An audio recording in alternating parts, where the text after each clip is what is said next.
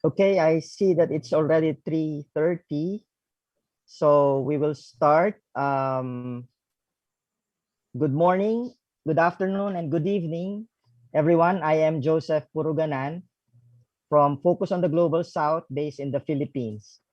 And on behalf of all the organizers, I welcome everyone to this Asia Regional Dialogue. These regional dialogues are an integral part of our 3-day mobilizations and actions to challenge the UN Food System Summit and reclaim people's sovereignty over our food systems. Through these dialogues, we celebrate our vision for reclaiming people's power and transforming the industrial food system. 12 self-organized side events and 3 self-organized autonomous regional events will shape this 3rd day of counter-mobilization. We've had good actions and discussions on key issues around food, politics, and governance across the globe over the last couple of days. And we can feel the momentum is building for our coordinated efforts to push back against the mainstream corporate-driven agenda to transform food systems and push forward food sovereignty and people's food systems. A key question facing farmers, fishers, indigenous women, all small-scale food providers is how do we advance our notions and practices of food sovereignty amidst the corporate onslaught? An important element is building public support for food sovereignty and the right to food. Our dialogue today will center around this fundamental question. We hope to get insights and perspectives from farmers, fishers, indigenous peoples, forest dwellers, rural women, and food sovereignty advocates from across Asia on what they see as important elements of our agenda of building power, strengthening our own power, but also forging stronger alliances and networks to get public support for food systems for the people. We've asked all our speakers to make brief interventions, highlighting 3 most important proposals from their sector or organization about the topic, how to build public support for food sovereignty and the right to food in Asia. After these short inputs, we would then open the floor for discussions and additional comments from the participants. Before we begin, just a few reminders for the speakers to speak slowly in order to facilitate the interpretation, and for the participants to kindly mute themselves unless they're speaking. So to begin, let me call our first speaker, Ms. Kaniz Fatima, Coordinator of Right to Food, Bangladesh. Kaniz, you have the floor.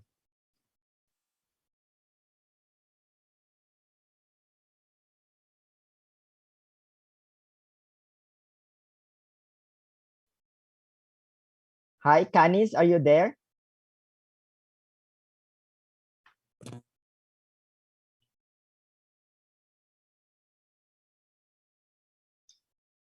Kaniz, can you hear me?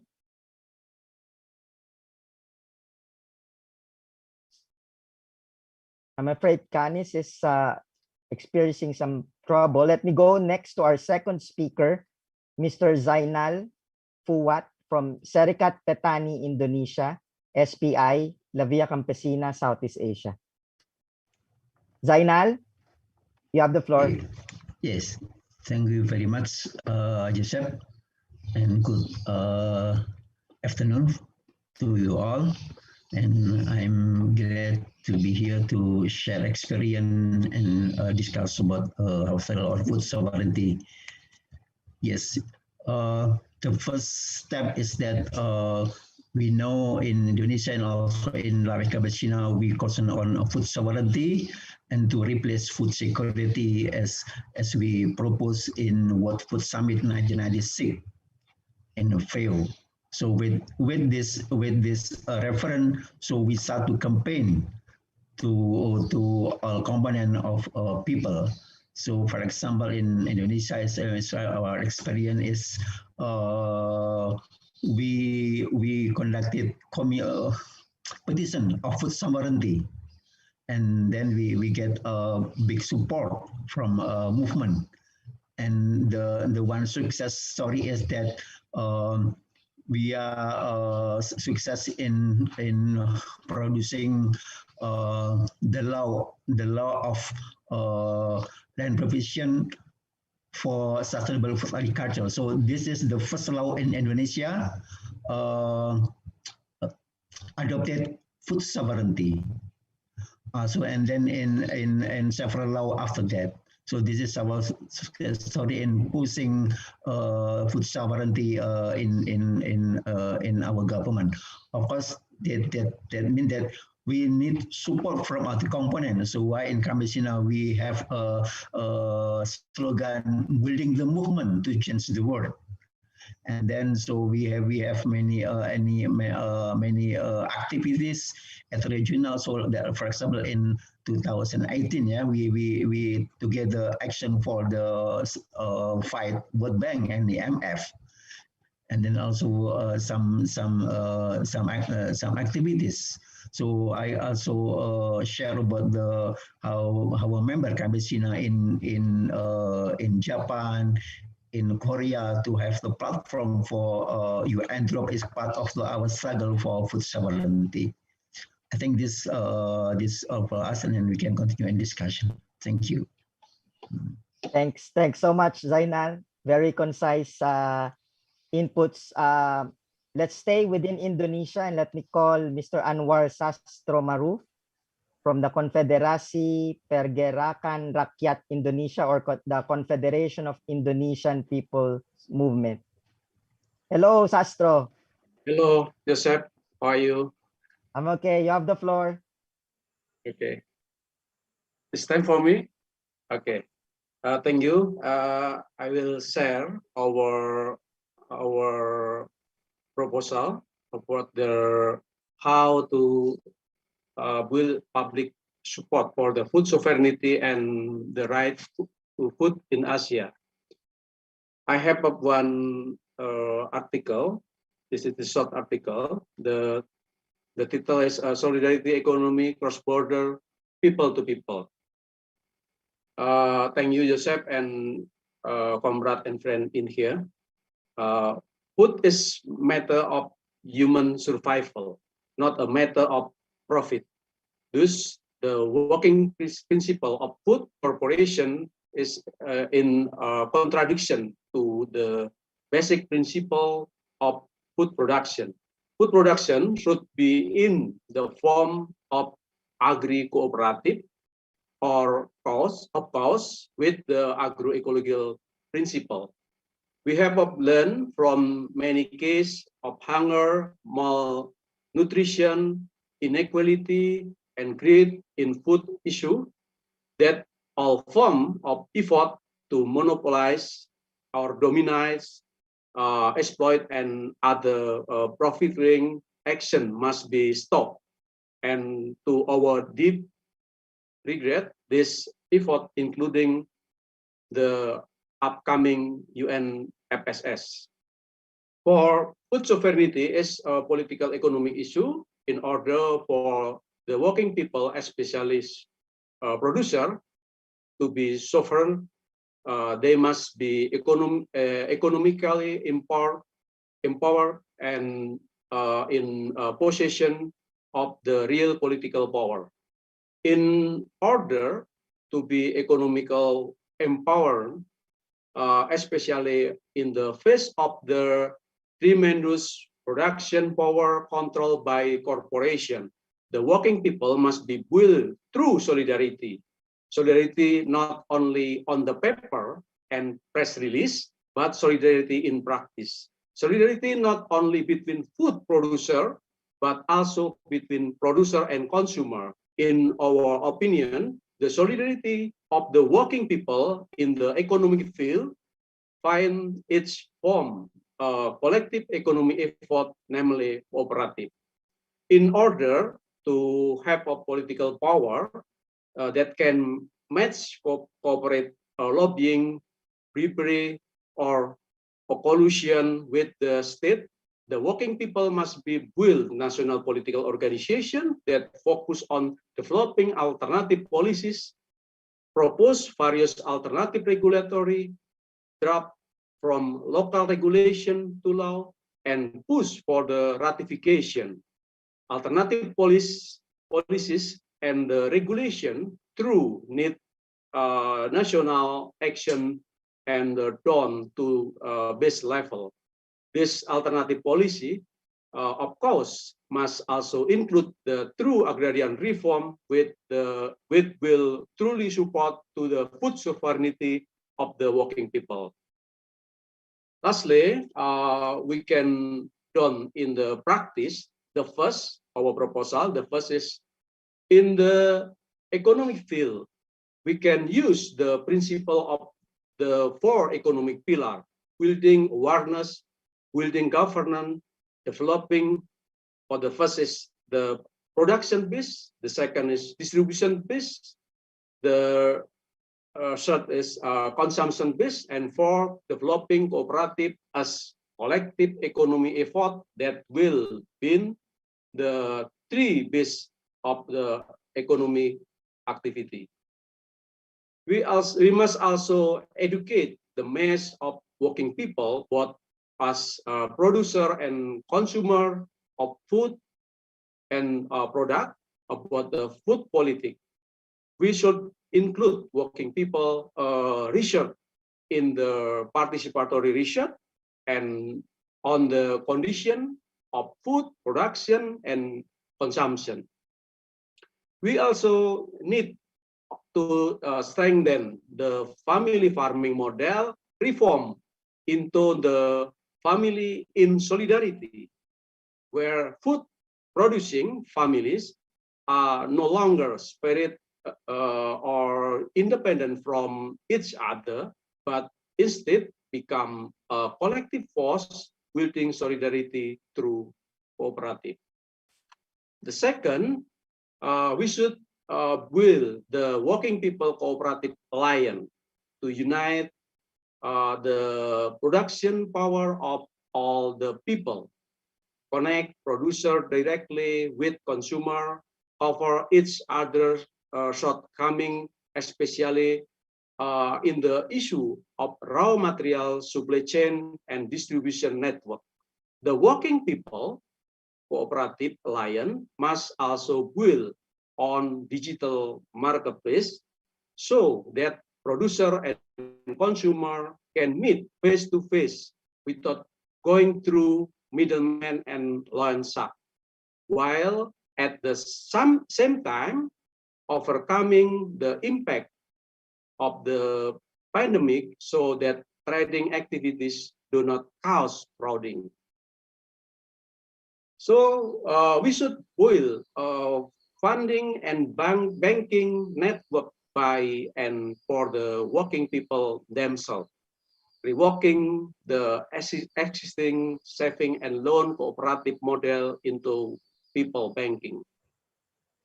We should hold a people assembly to decide a food political economical manifesto of the working people, which will serve as a guide for all working people in their struggle for food sovereignty. We should build an alternative policy formulating committee at all levels of political and government. This committee or alliance will work continuously to formulate alternative policies and regulation that will be used by the working people movement as a material for lobbying, campaigning, and direct action in an effort to achieve food sovereignty. The last or the third, we should build the network of solidarity economy people to people, not to shoot and shoot to shoot cooperative alliance in order to unite global productive power of the working people into institution powerful enough to challenge the economic domination of the multinational corporation in food and agriculture industries. We can doing practice for people to people exchange program make a pilot project together and transformation program for food sovereignty system and knowledge and technology. Thank you. Thank you. Thank you so much, Sastro. Very substantive inputs. We return now to Kaniz, Fatima. Kaniz, are you there? Kaniz is the Yes. coordinator of the Right to Food Bangladesh. You have the floor now, Kaniz. Thank you. Thank you, Joseph, and good afternoon to all of you friends from Right to Food Bangladesh, and welcoming also to all of you for hearing my discussion. So let me first tell something about Right to Food Bangladesh. So friends, you know that it's an umbrella network comprising of civil society organizations and networks, including Peasants organization, trade union, women organization, youth organization, researcher, academia, marginalized people, and many more individuals among others. And this network has been emerged in 2015 following the South Asia Right to Food Surf Conference. That conference has inaugurated by our Honorable Prime Minister, and since its inception, we are conducting a countrywide campaign and policy advocacy on the right to food and nutrition. And the network has been also working on promoting social security programs, agriculture, safe food, and mobilizing opinion against food wastage and about food crisis.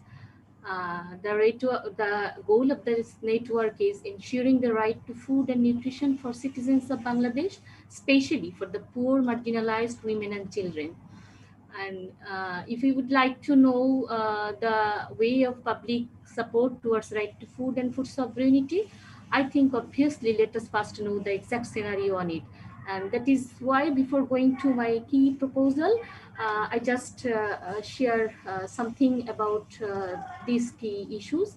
Right to Food Bangladesh believes that there are various aspects of sustainable development and right to food, nutrition security and food sovereignty for this region at the soonest possible. And you know that sustainable investment and development based on self-reliance and people's sovereignty, leading to sustainable livelihood, decent quality of life, respect for culture and practices, and just lasting peace and emancipation at the fundamental of the people's level development framework. And for this principle, Right to Food have observed and expressed deep concern on the fact that peoples of South Asia, especially small producers, suffer an intersectional violation based on their gender, class, caste, ethnicity, and religion, and they face worsened situation due to new liberalism atrocities. So from till to date, the food system situation has not changed remarkable in this region, especially in Bangladesh. So now I'm sharing the top 3 proposal to build public opinion on food sovereignty and right to food. First of all, I just like to share that you all know, friends, that South Asia is one of the most food vulnerable areas in the world. And we have opined that in this region, farming must be based on the livelihood needs of small and marginalized producers, including fisher folk, peasants, women, indigenous people, pastoralists, and agricultural workers. So it was emphasized that the rights of communities over locally grown nutritious food and natural potable water for people must be central to the practices. The ideas of right to food and food sovereignty can never accept land tenure for grabbing and devastating corporate investment in agriculture. So that mean agriculture and food system in the South Asia region must respond to the above crisis. And the second, control corporate investment in agriculture that led to land grabbing as well as control over water bodies and forest. And it is certain conducive to hazards technologies such as genetically modified seeds and other biotechnologies detrimental to genetic resources. And you all know that in South Asia, these policies and processes have been affecting the livelihoods of the small producers. Obviously, in Bangladesh situation, nothing is exception.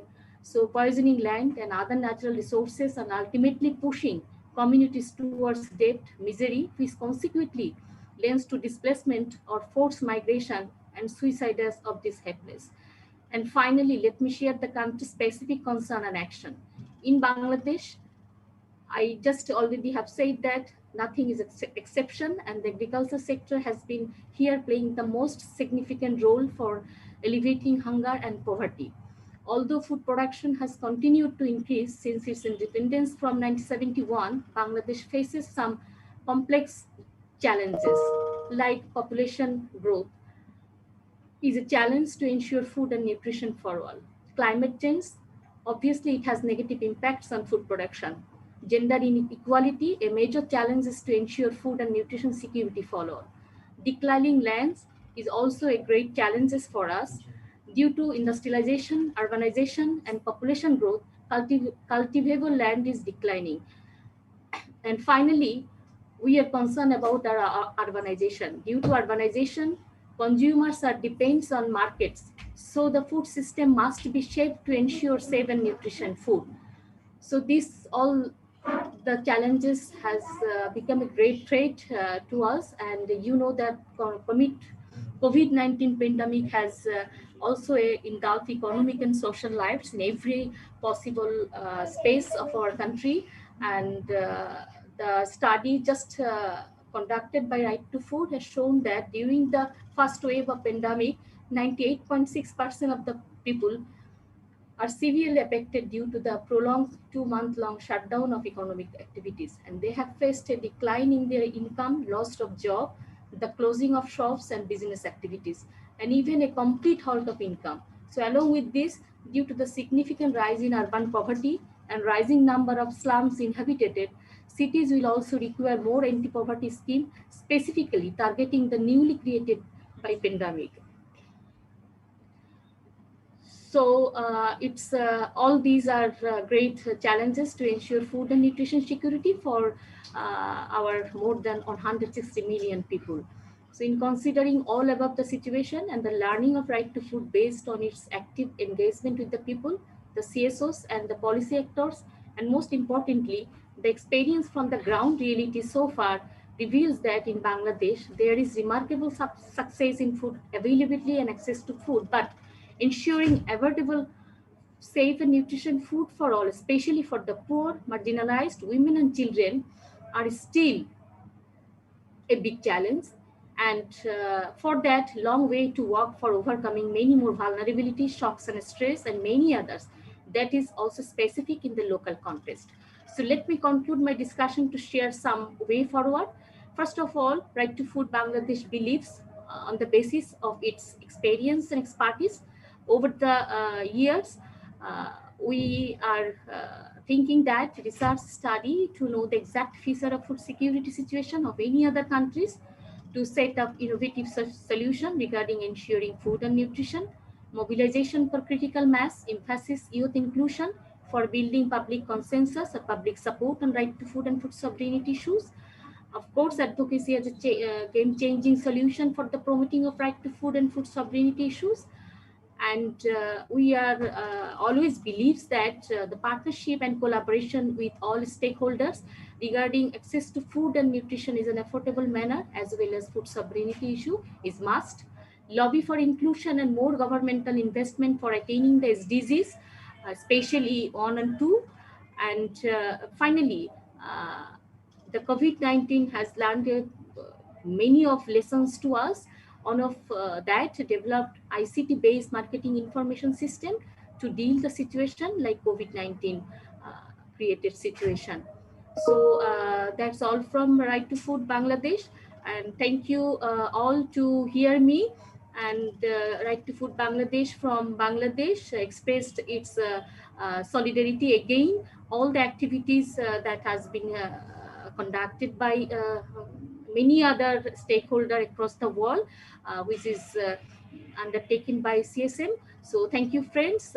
See you again. Thank you. Thank you. Thank you. Thanks, Kaniz. Thank you so much. There's a reminder for the speakers, the succeeding speakers, to please speak slowly. And if you have, if you're going to read from a text, a document, if you can share it so that it would also facilitate better interpretation. So thanks again for our first 3 speakers, very substantive and very succinct presentations. Let me just, before we proceed, just highlight a few of the proposals that were already mentioned. Of course, public campaigning and push for policies like the law on sustainable agriculture in Indonesia, building regional solidarity and partnerships has also been mentioned. There's a very particular push for alliances, no, of producer and consumer solidarity, working people and cooperative alliance, and then suggestions and proposals as well on how we build this broader alliance by linking it to issues that are relevant at the national level, national challenges that Kaniz mentioned, like climate change, declining lands, COVID-19 pandemic. So those are some of the proposals that have already been tabled by our speakers. We now proceed to our fourth speaker. Let me call on Ms. Roma Malik from the All India Union of Forest Working People in India. Roma, you have the floor. Thanks for inviting me, and greetings from India and from All India Union of Forest Working People. So, as you have organized a very important issue on the food sovereignty and working in the forest areas, this issue is very crucial to people and who are living in the forest area. And firstly, I feel that the food sovereignty is actually the issue is related to right to resources. If the right to resources are not there, and then we might lose the main objective of the food sovereignty. The food sovereignty, if we leave it on governments to provide, to procure, or to give some subsidies on the food and rationing, then there is a possibility that the governments may not fulfill this promise as it is happening in our country. The poor and the working people, as mentioned by our friend from Indonesia, they are suffering a lot, and especially in this pandemic period. And the way the industries and the cities have locked down, and that has come worse on the people's health and their employment and their livelihood, to an extent that the starvation is a common thing, and we don't even know the data that how many people are starving and they are dying of hunger and they are jobless. So this issue is that's why we in our organization and in our the kind of work that we are doing, we feel that it's very important that we link all these issues to right to resources and right to land and right to people's decisions on how they would want to make use of these resources. And of course, the government cannot wipe off their hands from providing relief to the people. They have definitely an obligation and responsibility for providing the food to the people. But it cannot be only the rationing, that as it is the policy and the program of the government that it provides ration to people, and through that they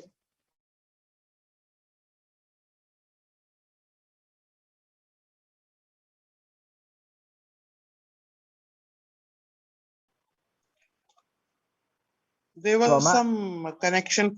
Yeah, I'm back.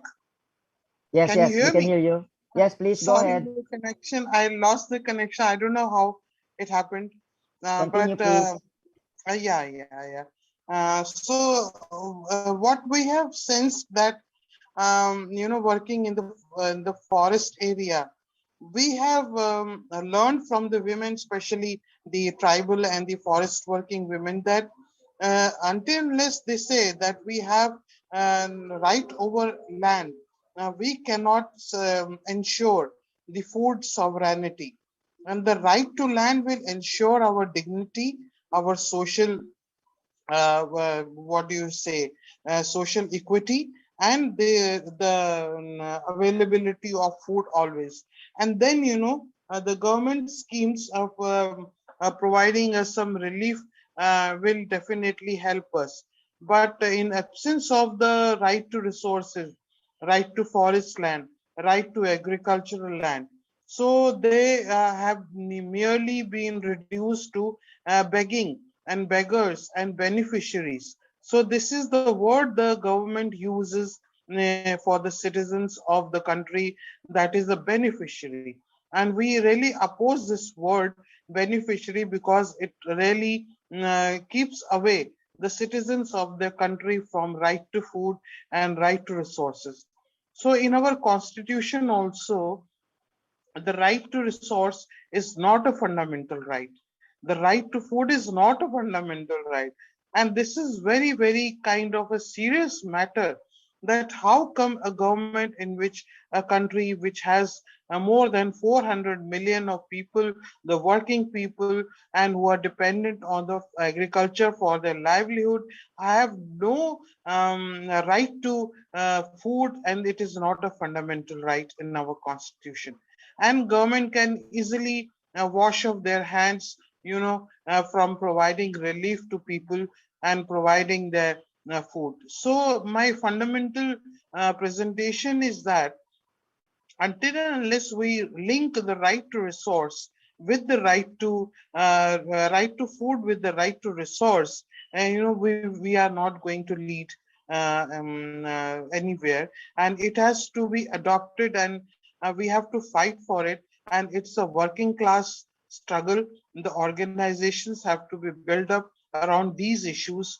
And the forest areas, since the capitalists and the onslaught of the capitalism is so alarming, that it is actually eating away all the countries very rich resources. You can see what is happening in Amazon, in Africa, and in Asia.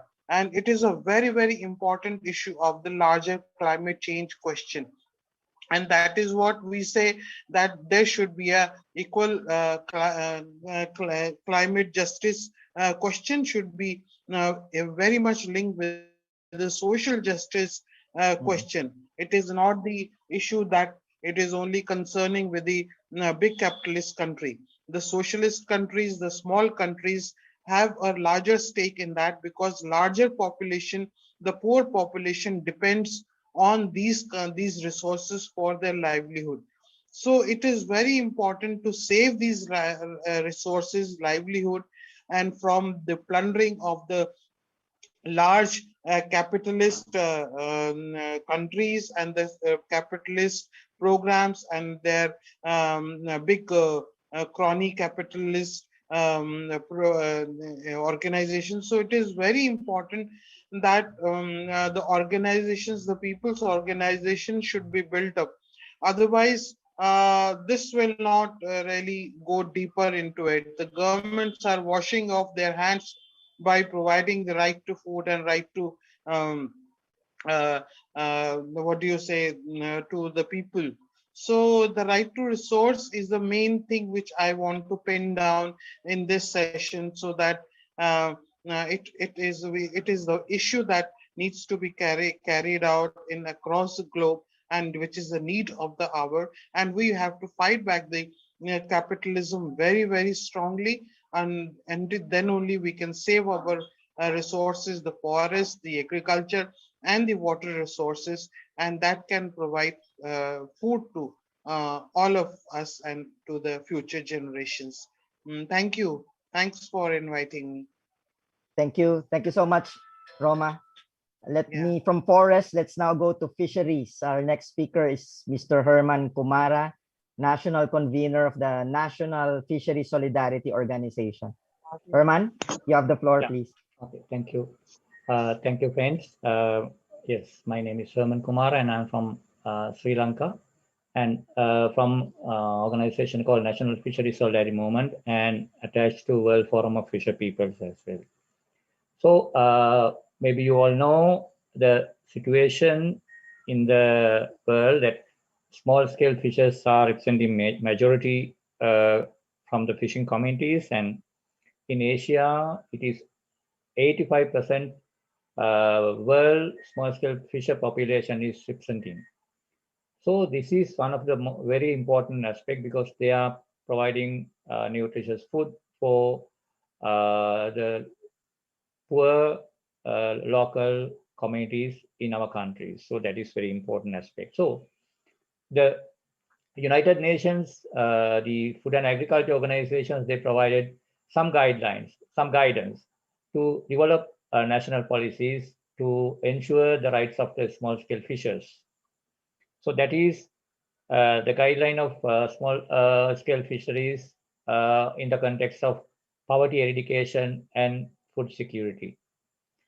So we strongly propose that our governments, our states should adopt their policies based on the SSF guidelines, because that is very much owned by the fisher communities, and their participation, we prepare that. So those are very important to develop our own local communities, empower the communities, also empower women and protect the environment. So those are very important aspects for us. At the same time, the second point, based on that, we know though UN, FAO, and many of the agencies are saying that the small-scale fishers are the center of the food system in fisheries sector. At least there should be some sort of attention of the small-scale fishers.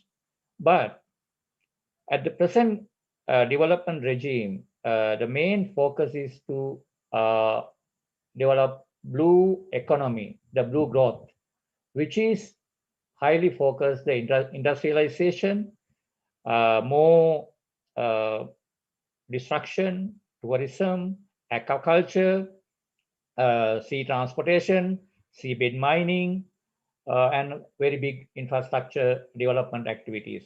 And fisheries is very hard, but to be big industrial fisheries. So that small-scale fishes are no more there. So we strongly propose there should be blue justice. Blue justice should be the focus. So it ensure the social justice of the people, ensure the economic viability of the people, and also they respect the socio-cultural aspect of the fisher communities, and also it will contribute to the ecological justice as well. So will contribute to healing the mother earth, the cooling the mother earth. So that is also a very important aspect, because we are in the era of climate change and very seriously affecting the communities, very particularly affect the small scale fishers, those who are depending on the water bodies.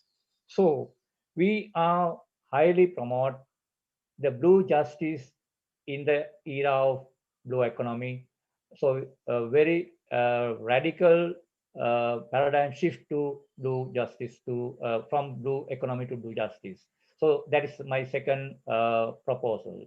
The third proposal is that how to ensure all this without having strong people base. So I think I need to repeat what Indonesian friend also said. Without having a people base, very strong resistance from the people, because the corporates are already captured by the government. They are embraced the governments, the states, bureaucrats and politicians and everyone. So we need to ensure how we resist all this with a very strong people base. And it is not only the fisher people, also the farmers, the pastoralists, the plantation communities, the women, and other groups who are really working, and also, of course, the consumers as well.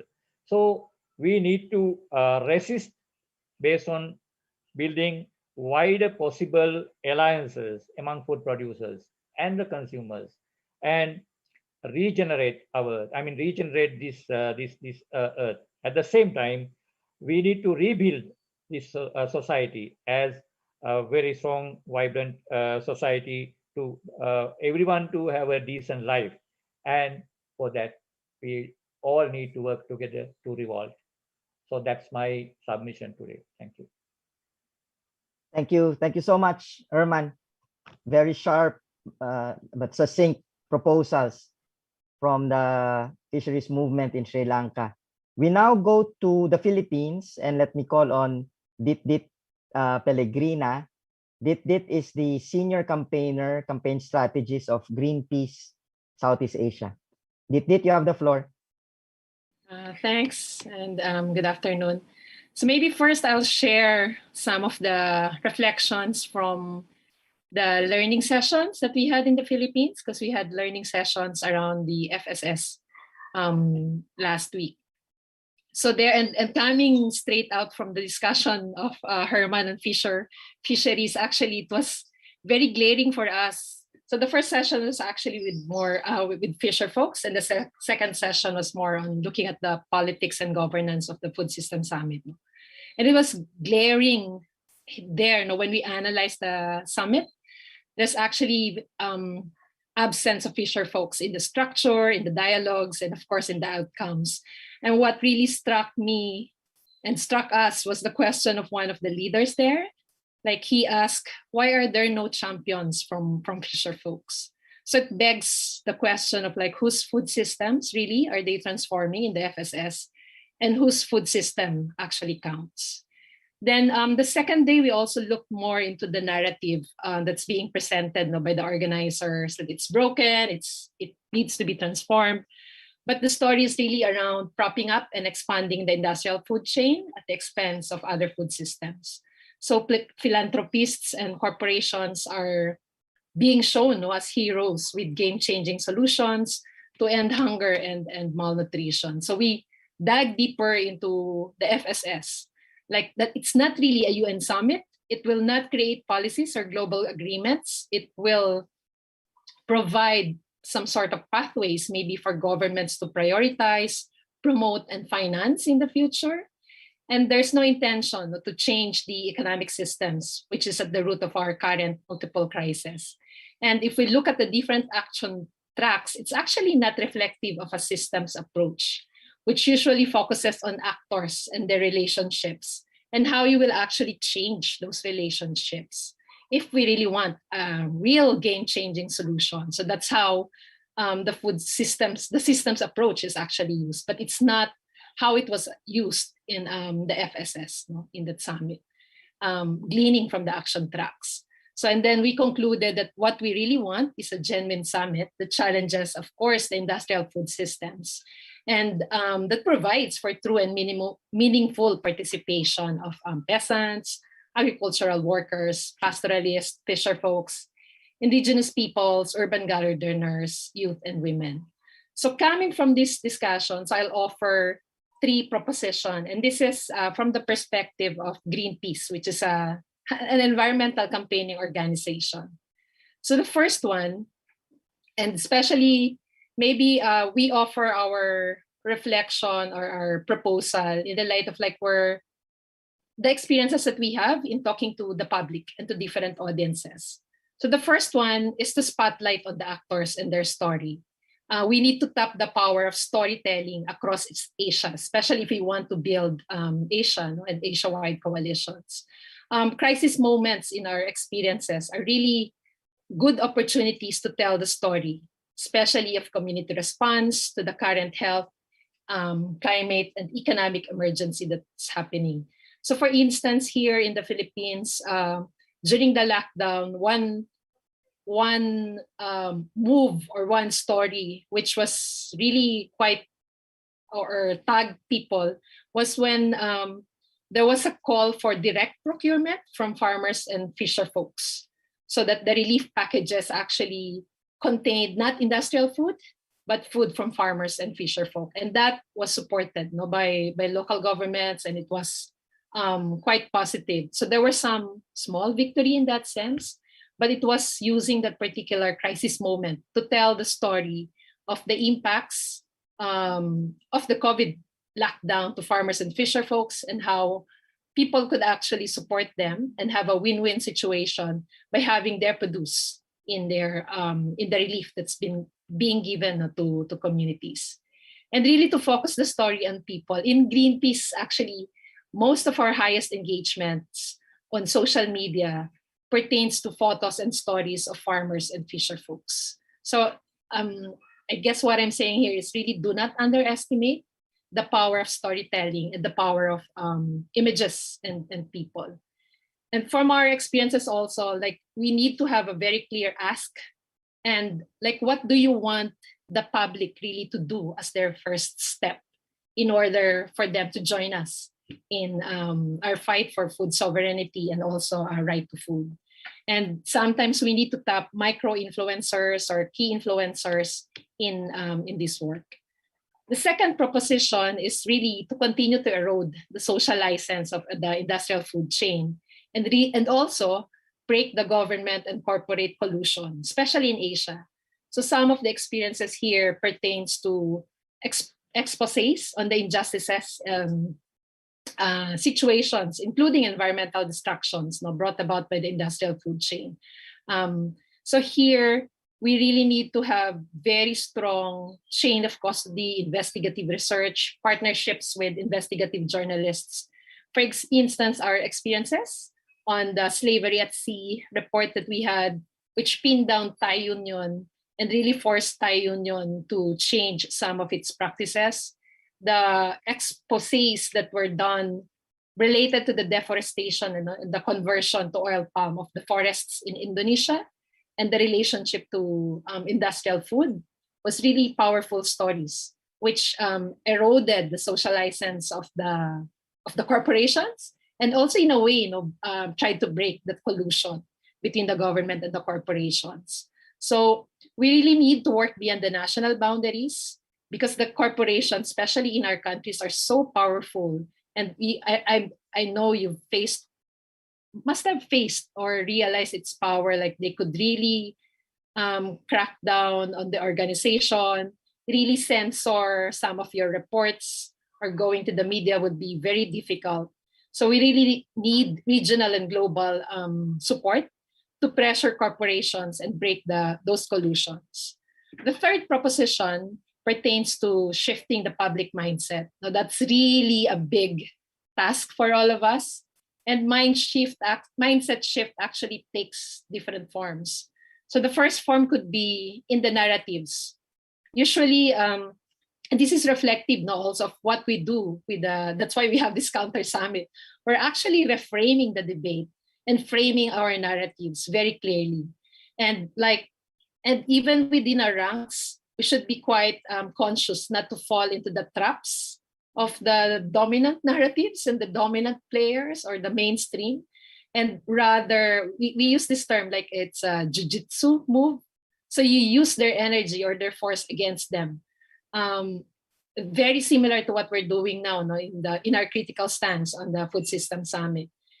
And because the opponents will always tempt us with some sort of recognition, whatever it is that will tempt people to go to their side, because they are the mainstream, and it's always challenging to challenge the mainstream and be the counter stream. But really, we need to shift those narratives and really be forward with our reframing those public debates. For us, from our experiences, really to enjoin more people, what worked for us was really to storify and tell the good story. Nothing beats that. Like really tell a very good story of communities, tell the good story of the struggles, but more so the solutions that's being offered and the contributions that's being offered by farmers, fisher folks, and different actors in the food systems. And then, of course, there's also a shift at the behavior level, which we need to work on as well, by letting people experience solutions. I was just thinking like maybe one of the practical things we could do is to visualize or map across Asia the different resistance or the diversity of food systems that we're actually protecting and celebrating across the region. And some of the work here also pertains to stopping advertising on junk food or any other industrial food, because it's just a continuous onslaught, no, in our households. So yeah, so those are some of the thoughts coming from us at Greenpeace. Thank you. Wow, thank you so much, Diptit. We are slowly building a good set of proposals already. Let me just mention again a few that we can highlight. No, what Roma was pointing out. No, the framing of food sovereignty is important, and for her, the framing should be right to resources. And by doing so, we are able to link this question of food sovereignty to other key issues, from health to hunger to livelihood to access to land. No, and there's also a lot of suggestions as well in terms of building capacities of organizations and trying to strengthen their advocacies. For example, what Herman was talking about, no, to visibilize the struggles of small-scale fishers in Sri Lanka, for example. That's the only way. You need to call attention to the situation of small fishers in order for them to push back against this notion of against this corporate-driven blue economy, and advance this notion of blue justice. And again, several speakers mentioned resistance based on alliances is quite an important proposal as well. And then had very good proposals. No, I like the jujitsu moves that is necessary to use the energies of the more powerful corporate sector and using their energy against them, and shifting the public mindset, and how the importance of using, in fact, telling the good stories of community struggles and solutions. No? So very good set of proposals that we've already heard from our speakers. We continue now with our last two, but definitely not the least two speakers. The next one is Mr. Pramesh Pokharel from the All Nepal Peasant Federation and ICC Youth of La Via Campesina, South Asia. Pramesh, it's your turn. Thank you, Joseph. And namaste and warm greetings to all. It's great to meet you all. Great to see you all. First of all, let me thank you for organizing this very, very important and timely event on the theme of how to build public support for food sovereignty and right to food in Asia. Yes, I agree that it's the right time to talk about the food sovereignty, because we live in a very different and difficult conjuncture at present. So in one side, we are challenged by the neoliberal corporate policies. And in the another side, we have now this new pandemic. So I say that we are impacted by the virus of COVID-19 in one side and the virus of capitalism in another side. So during this period, it's very, very important to talk about food sovereignty. And yes, when we are having this event, denouncing and in one way rejecting the UN Food System Summit, we need to highlight why we are doing so and why we are putting food sovereignty as the solution to the crisis we are facing. So we need to highlight that this capitalism is the main cause of the crisis we are facing. The environmental crisis, the poverty and hunger that is prevailing in our continent, in the region, the inequality is increasing. And now I think we can relate this pandemic is a part and parcel of capitalism. So we are denouncing the UN Food System Summit because it is hijacked by corporation. It is against the aspiration of the smallholders, small producers of the world who feed the world. We are the producers. We feed the world. 70%, more than 70% of the world food is produced by small farmers. But what they are doing, these corporations are hijacking. They are saying this game-changing policies, and again offering false solution. So not in our names. We are saying that food sovereignty is the solution. So to build the food sovereignty, I agree with all the proposals made by comrades.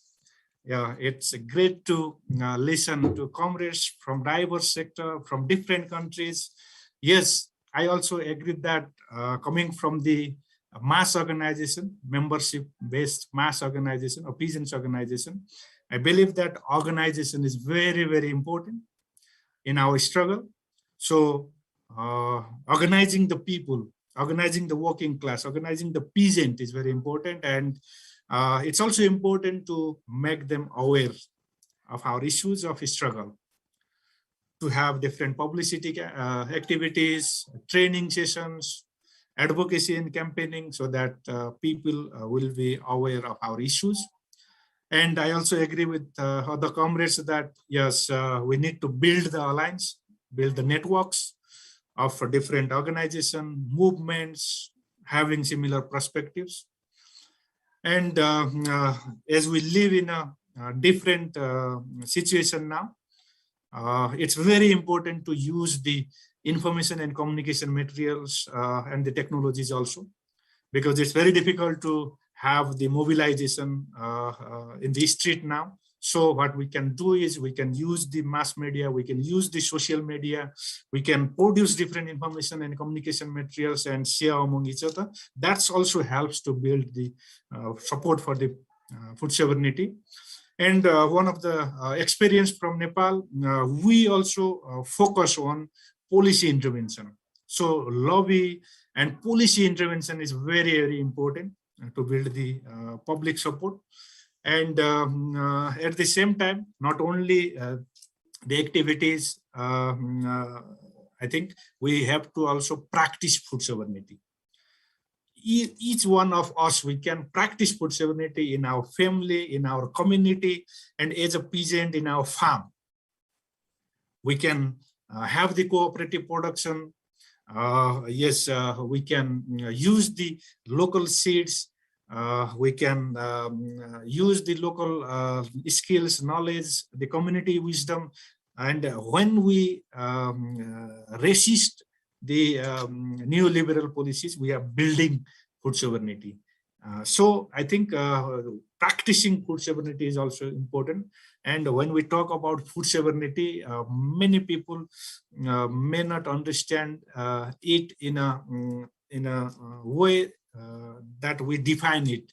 They have their own understanding, own perception of understanding it. So using the framework of food sovereignty is very, very important. That means for women, we have to talk about the access and control of women peasants on the productive resources. For the other communities, we have to also talk about their livelihood issues. So I think that's also very important. And practicing food sovereignty is the practicing of agroecological method. So when we are against GMO, when we are against the chemical farming, against the monoculture, then we are building food sovereignty. So food sovereignty is also about the practicing agroecology. And in Nepal, you know that Nepal is one of the few countries in the world where we have been able to constitutionalize the right to food and right to food sovereignty as the fundamental right of the people in the constitution. So after guaranteeing that rights in the constitution, we already have the law which elaborates the implementation of that right, fulfillment of that right. Yeah, we are yet to implement it, but we have the law and the in the constitution also we have the provision. So in this context, what is important is putting in the constitution or having law. More than this, it's very important to practice it. It's very, very important to implement it. And for the implementation, it's very, very important for the people to realize it, for the people, for the peasants, for the communities to realize it. So in this regard, Via Campesina South Asia, I think we all know about Via Campesina, which introduced the concept of food sovereignty. It is popularizing this concept all over the world, even in different forums at UN level, at the international level, regional level, national level. And we have different schools also to talk about the theoretical, political, ideological concept of food sovereignty, as well as we have different agroecology school. So one of the school we have here in Nepal, I also belongs to one of the school here. We have this political ideological training school on food sovereignty, agroecology. Similarly, in India, we have Amrit Bhumi school, that's agroecology schools where we practice food sovereignty. So I think there can be different approach, different models of building support, building the food sovereignty or practicing food sovereignty in our own life, in our own community, organization, and in our farm. So thank you very much for inviting me in this very, very timely and very important event. Yes, it's time to talk about food sovereignty. It's time to, I think, say food sovereignty now. And we have to denounce this UN Food System Summit, which has been hijacked by the corporation, which is only talking about business as usual, which is only offering the false solutions now in the name of a game-changing policy. Previously, they talk about green, green revolution, and then green economy, and then GMO, then climate smart agriculture. So many false solutions they are offering us. We have to also expose how this neoliberal corporate capitalism is trying to push agribusiness policies and offering false solution. Thank you very much, and we'll again talk. Thank you. Thank you, Pramesh. Let me now call on Ms. Tammi Jonas from the Australian Food Sovereignty Alliance and IPC. Hi, Tammi, you have the floor now. Thanks. Thank you, and thank you all for bringing us together to be hopeful in the struggle together. And Pramesh, thank you so much for your inspiring contributions of what you're doing in Nepal. It's great to hear of a strong peasants movement. I think most of you know Australia does not have a strong peasants movement. It's a very large country with a very small population, and the population are mostly in cities. So the Australian Food Sovereignty Alliance started as a mostly urban-led movement, mostly academics and people working in the food system. But over the first 4 years of our movement, it shifted to become led by farmers. And now for about 7 years, we've been led by farmers and shifted from an urban advocacy, consumer advocacy focus to agrarian reform and a struggle against corporate capture of our food systems and of our governance as well. So in the time that we've been, I think, focusing more on food sovereignty from the global movement's perspective of agrarian reform and protection of peasants and indigenous people's rights, we've had our biggest wins in the system have been around land use planning and having smallholders being treated differently in the system. So historically, we were captured in land use planning as though we were large industrial farms. And we had some very significant wins in 2018 that see us recognized as low risk, good systems that don't need to be regulated as though we have 10,000 pigs in sheds. You know, it's a very different thing on my farm, for example. So those are some wins, but how did we win public support for them? I think what I heard did and Pramesh say, especially, I think telling good stories, telling stories of the struggle in showing the human struggle of our farmers has been extremely useful in getting public support for our campaigns to win things like the reforms of our planning system. in the case of, I'm just losing my train of thought. Trying to help people understand the problems when they are mostly urban actually is our biggest struggle, because they're mostly accustomed to industrial food. That's been the majority of food in Australia for a very long time. And so helping them understand why it matters, using a lot of imagery. And so, for example, showing pigs and poultry on pasture instead of in sheds. You just show those images and the public then gets interested because they would rather see food grown the way that we grow it. We have written 2 books actually and made a small documentary. So telling those stories has been really, really popular in our movement. Many years ago, we decided that we would fight for more than against. And that's not to suggest we don't fight against corporate capture of our food systems. We do. Right now, JBS is buying the abattoir that we use actually for my livestock. And we've put in submissions to the Competition Council as well as to the local minister. But I don't really expect to win against JBS to who are we to win that fight? But working to build more abattoirs so that the farmers can own them cooperatively. Like I know in Cambodia, they've been building rice mills to take it back from industrial control as well. Same thing, building our own value chain infrastructure, empowering farmers to work together to do those things has been definitely one of our most successful ways of promoting food sovereignty. And so I would just say solidarity economies is a way that we reach urban people as well, showing them that through CSA and other ways of getting their food directly in a solidarity economy makes this movement seem more appealing to them because it relates to their experience. And the other thing that we have done more, that we're doing better and better, is as a mostly non-Indigenous run organization and mostly non-Indigenous farmers in a colonized country, we've worked for many years to develop a First Peoples First strategy. And we're now going through a process of sharing that with our members to understand how non-Indigenous farmers on stolen land can do so in good conscience, and also how we can share the benefits of our access to this land with First Peoples through such things as, we call it paying the rent. So we actually have many members now who are paying money to local Indigenous organizations to pay some rent back to First Peoples.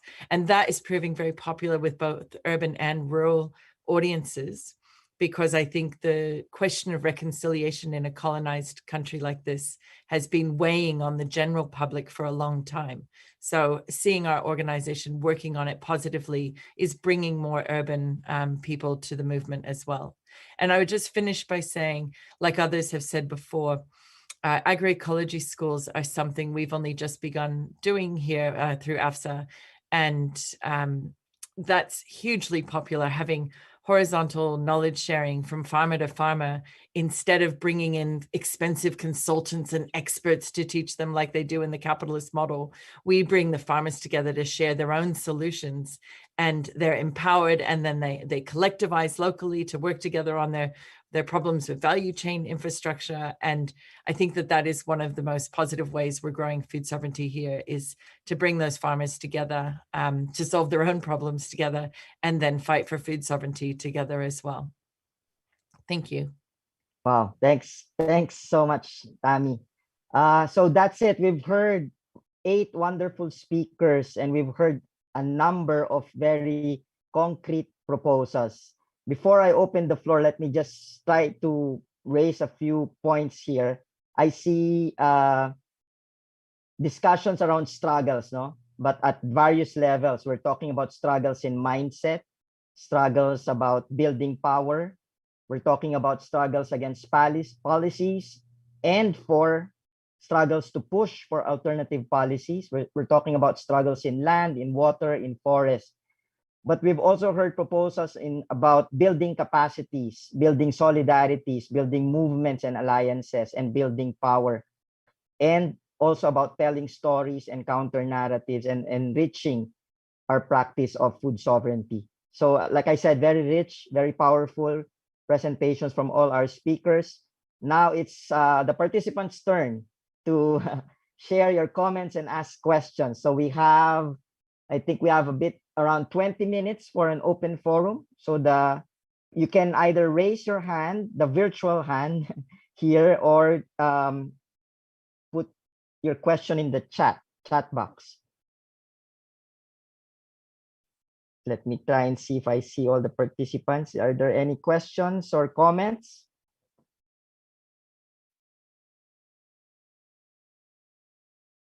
In the chat box, I see Ashok pointing to some proposals as well that was shared by Roma in the chat box. Ashok, do you want to make a short intervention? Are you there, Ashok? Okay, thanks. Well, we have said the note, and I would like to re-emphasize our point of view that food sovereignty not be seen in isolation with depending on the capitalist mode of production.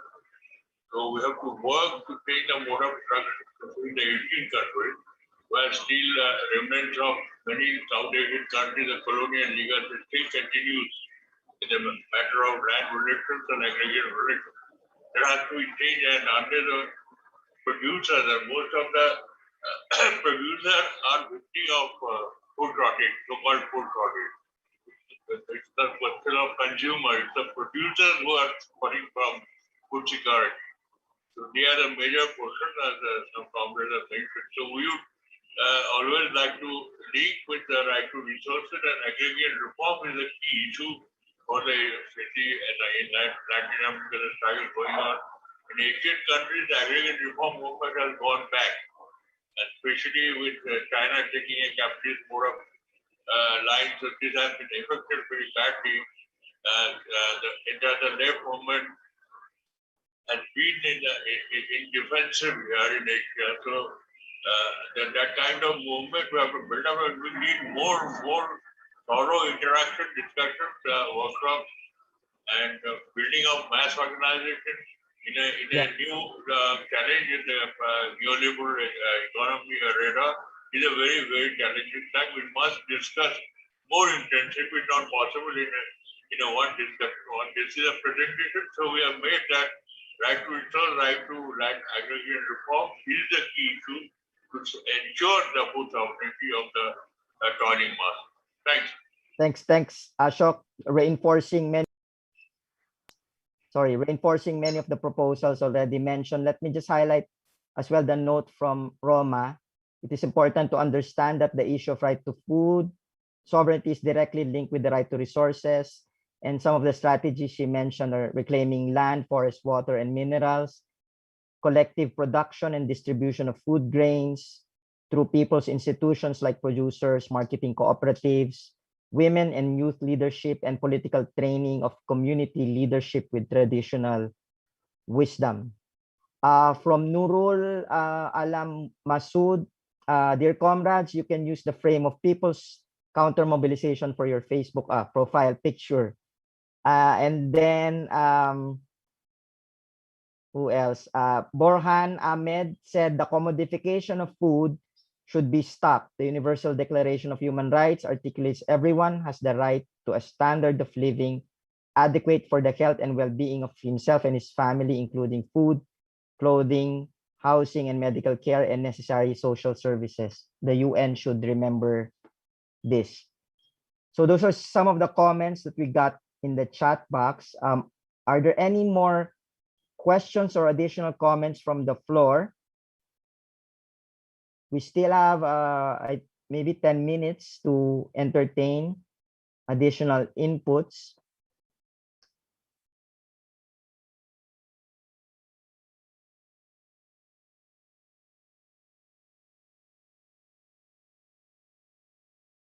I don't see any hands. It's and I'm sure that this is because the presentations were so good and the proposals were so clear that we all understood these proposals. I'm sure there are more strategies, more proposals for actions on building public support But I think, again, let me just congratulate all the speakers that we've requested to help us understand this question of building public support, for very clearly laying down these concrete proposals that are really based on your actual experiences on the ground. Part of the solidarity building, and we hope that this sort of discussion, this regional dialogue, is part of that sort of building, regional solidarities among these various movements. And that's, I think, a common element that was mentioned by all of the speakers, is this really the need to strengthen our own organizations, but also build, expand broader alliances, because we can't tackle this very big issue on our own, especially since the enemy, I like to use that word, the other side, the dark side, is very strong and very powerful. Okay, sorry, Shal, I didn't see. Shal Mali Gutal from Focus, raise your hand. You have the floor, Shal.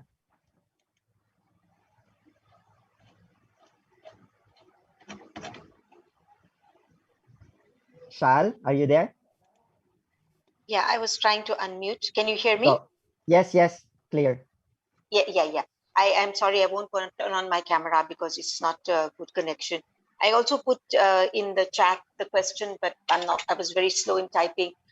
One question that I have for all our panelists, anybody can respond, is that we, in international fora, we argue for our governments to be able to have sovereignty to fight against the big countries, like we fight in the case of the World Trade Organization, that we fight for the rights of developing countries and so on. And in our own countries, nationally and in subnational and local areas, we are fighting for the rights of small-scale food producers and the working classes and working people. And at the same time, across Asia and Pacific, we are seeing the rise of deeply authoritarian governments with huge amounts of violence. Really the most terrible violence and targeting of communities and people for standing up for the rights of communities, for indigenous people who defend their forest, of workers who defend their unions. We've seen that. So how can people actually wage that struggle when you are also being beaten down at the other level, So I would like to hear from our speakers if they see a connection between food sovereignty and building public support for the right to food with these struggles to, just to survive in the face of state onslaught, which are, of course, government and corporate colluded, because as Didit said, yes, there is a collusion between corporations and governments. And, when there's a mining project or there's a forest grabbing project, it's not just the corporation doing it itself, it's doing it with government support, but also they send the military then, Yeah. So it would be good to have, I would like to put this as part of the discussion. How do we integrate this protection of people's lives and civil and political rights with food sovereignty? Thanks. Thanks, Shal. Yeah. So I'll give that to the speakers. Who wants to address the point about, the challenge of building public support in the time of authoritarian governments, neoliberal authoritarian states? Any takers from our speakers? You can just open your mic and speak. Yeah, I would like to go ahead, Roma. Yeah, please. Yeah. I feel that what Shalmali is saying, that it's important to the way we can fight this is by building up people's organization and by building people's across the unity across the globe regarding how we can fight this battle. And the people's struggles are the main important thing, because we have to fight this crony capitalism. It's basically a fight against the capitalism. So it's important that we build up our solidarity among all the countries and build up our struggles and also on the common points, so that we fight. And in our countries also, we need to build up very strong alliances of people's organization to fight this capitalism and to ensure people's the food sovereignty and the sovereignty of the natural resources to the people. I feel that is very important. Thanks, Roma. Pramesh, you want to address that question of Shalmali? I think it's not the question. Comrade Shalmali was right in saying that, yes, in many countries, I think it's a global phenomenon that we are having the extreme right-wing government. Sometimes we can say the rise of neo-fascist, the nationalist, the fundamentalist, and yes, extreme right-wing government. It's rising, and not only before the pandemic, after the pandemic. Now what they are doing is, even some new states, they are shrinking the space of civil society. They are cutting off the rights of the people in the name of pandemic, in the name of lockdown, in the name of virus. What they are doing, they are becoming more autocratic. So it's the common phenomena, what I think comrade shared. And it has been more difficult for the people, working class, to defend their right. So as other comrades said, it's very important to regionalize and internationalize our issues and struggle, to build the network, to build alliances with the global community is very important. And fortunately, we have different global and regional forum where we can raise our voices. If we talk about peasant, then in some cases, not in all cases, and in not all our voices will be heard, but in IFAD, in the FAO, we peasant can raise our voices. And in other networks like IPC and CSM also, we can have our voices. So I think that's one way. And another very important, I think, way is we have different tools now. Let me just take one example. We have the UN drop now. We have the United Nations Declaration on Rights of Peasants and other people working in rural areas. So we can use that declaration to defend our right, to fight against the government which go against our right or against the people. And it's also very important to use different other human rights tools. And we have the right to food framework and many other tools also. And as Buran was pointing out, it's very, very important to popularize that right to food is the fundamental, is the primary right of the people. And without enjoying that right, will not be able to live a life and will not be able to enjoy other rights like right to education, right to health, right to like a right to freedom or other right. Thanks, Okay, Ramesh. thank you. Yeah, we don't have much time, but let me call on Dit to share about the authoritarian government of Duterte in the Philippines. Hello, Joseph. Dit. Yeah, Zainal, I'll call you after Dit. I think Dit raised her hand to respond to the point about authoritarian governments. Go ahead, Dit. Okay, thanks, Joseph, and thank you, Shalmali, for that question. Like from our experiences now also at Greenpeace, we drew inspiration from the young people, and you could see they deliver and try to deliver, in Hong Kong, Burma, Thailand, and linking to this, I guess, to the broader movements would also bring about strengthening and the work of food sovereignty under this authoritarian regimes. And in the Philippines in particular, we were really very keen to look at emergent movements, and they were powered by the youth, surprisingly. Like we had the cases of community pantries. Yeah, the one I was telling earlier about linking farmers directly or procuring, asking for direct procurement for farmers for the relief was also, so it's directing public spending, no, directly to farmers, were made by youth and young people, and this was powered by youth and young people. For me, those are manifestations of how we also build food sovereignty and to scope for emergent movements and other inspirations which normally are not within our networks. Over. Thank you. Let me just squeeze in this question from from Cambodia about the state's obligation. What do we see as a state's obligation in food sovereignty and the right to food? And maybe I'll call Zainal, and after Zainal, Sastro to maybe expound or add to the discussion. Zainal, go ahead. Thank you very much, Joseph. Yes, I was speaker who speaks so short in this, I think, because I think we don't have much time.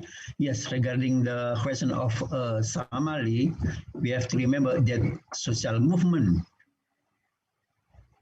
is born because of this condition. So it is like a dilemma in one side. So we have challenge to improve, to be stronger. But then if then in another situation, so it's also dangerous. So maybe become soft or domesticated, expelled through public-private partnership. So when this is we have remember that we was born because of the big pressure. As also what we face in SPI. We born because of the many agrarian conflict from military, from government, and also in all of member of Campesina. So that's why we propose a peasant right, and then we struggle in the UN. That time there are big influence by corporation and big country. So as Pramesh said, that UN is the big result and also big challenge to implement. So it is also linked with the state obligation. If refer to the UN drop, the state obligation is in Article 2. Also in the 2027 is the state obligation to the international institution. So we have to push this, to push our government to refer to UN drop. In this case, of course, the link with the the link is the right to food. So I ask again, and besides we keep struggling, so we have to build alternative. So what we did in do in SPI, so we build the food sovereignty areas. It is as alternative or counter of our government there with food estate. It is the large scale agriculture and support by corporation. Thank you, Joseph. That's. Thank you, Zainal. Unfortunately, we've run out of time, and I don't see. I think Sastro is not in the call. I think he got. Sastro, go ahead. Last question, last comment. Yeah, it is very important for the question from forget the name. Yeah. Like in Indonesia, your question is this condition in Indonesia now.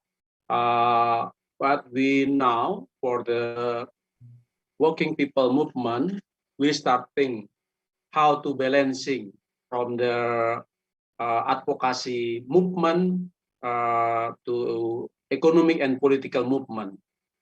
This is important because, for example, is many many organization, many union only focus for the advocation. But now we strengthen up the how to the economic movement, also for the political movement. This is how to running together, how to the balance, and the important is we increase how change for the, for example, is family farming to collective farming, and we also have of the many education to youth, for example, is make up the urban farming in community, and so on. And this is like of the basic how to we building together for the solidarity economy. I think this conference is very important if we can building together about the how to food sovereignty is can implementing and vis-a-vis with the, for example, is for the cooperative vis-a-vis with the corporation. But we need up the working together and working hard, I think. And yeah, for this initiative is I think important, and how do we can continue to working together and make up the solidarity economy in Asia and also in the international level. Thank you. Thank you, Sastro. Like I said, we don't have time. We've run out of time. We've in fact exceeded by 2 minutes our allocation. So let me just a few more points to make before we finally close. One is that there's a request for us, for those in the Asia Mobilization Group, to identify a speaker from our Asia regional process who can present key messages from the dialogue at the closing plenary tomorrow. So are there any volunteers for among us who can speak at the closing plenary tomorrow? If there are suggestions, please, you can, if you can, make the suggestion or volunteer. There's a suggestion from Tammi. Thank you, Tammi. Thank you. For Pramesh to be our speaker. Pramesh, are you up Yes, for the challenge? Before I also think to have Pramesh in the speaker. Thank you. So 2 nominations for Pramesh. Pramesh, are you okay? You'll be our representative. Yes, it's fine, comrade. Yes. Okay, yes. thanks, comrade. And then thank you again. And then just one final comment about that. This is just the Asia dialogue. This is the Asia regional dialogue. The Africa regional dialogue will follow with the title Africa Response to UNFSS. Let's reclaim our food sovereignty and transform the industrial food system. And then after that, the North American dialogue, the true cost of highly developed industrial food systems. So you've seen the communication also for additional lists or the links to the self-organized. Please visit the microsites. So once again, on behalf of all the organizers, let me again thank the wonderful speakers that we had. I'm sorry for limiting the time, but I think we were able to manage it and got very concrete proposals. And yeah, on behalf of the organizers, thanks again. And we look forward to seeing you again in future regional dialogues and again tomorrow in the closing plenary. Thank you so much. Thank you. Thanks everyone. very much. Thank you, Joseph. Thank you. Joseph. Thank you. Pramesh, we've been taking notes. Pramesh, Thank you, Joseph. Pramesh, Bye. we've been taking Recording